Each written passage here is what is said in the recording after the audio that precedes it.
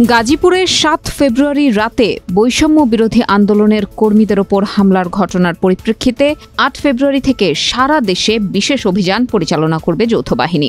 এই অভিযানের নাম দেওয়া হয়েছে অপারেশন ডেভিল হান্ট। স্বরাষ্ট্র মন্ত্রণালয়ের জনসংযোগ বিভাগ থেকে পাঠানো এক সংবাদ বিজ্ঞপ্তিতে এই অভিযানের কথা জানানো হয়েছে। বিজ্ঞপ্তিতে বলা হয়েছে, গাজীপুরে ছাত্র জনতার ওপর সন্ত্রাসী আক্রমণের ঘটনায় আজ স্বরাষ্ট্র মন্ত্রণালয়ে আইন শৃঙ্খলা রক্ষাকারী বাহিনীগুলোর সমন্বয়ে একটি সভা অনুষ্ঠিত হয়েছে। সভায় সংশ্লিষ্ট এলাকার আইন শৃঙ্খলা পরিস্থিতি স্বাভাবিক রাখার লক্ষ্যে ও সন্ত্রাসীদের আইনের আওতায় আনতে যৌথ বাহিনীর সমন্বয়ে অপারেশন ডেভিল হান্ট পরিচালনার সিদ্ধান্ত গৃহীত হয়েছে। অপারেশন ডেভিল হান্টের ব্যাপারে ৯ ফেব্রুয়ারি সংবাদ সম্মেলন করে বিস্তারিত জানানো হবে বলে বিজ্ঞপ্তিতে উল্লেখ করা হয়েছে। এতে বলা হয়েছে, ৭ ফেব্রুয়ারি রাতে পতিত স্বৈরাচারের সন্ত্রাসীদের হামলায় কয়েকজন ছাত্র জনতা গুরুতর আহত হয়েছেন।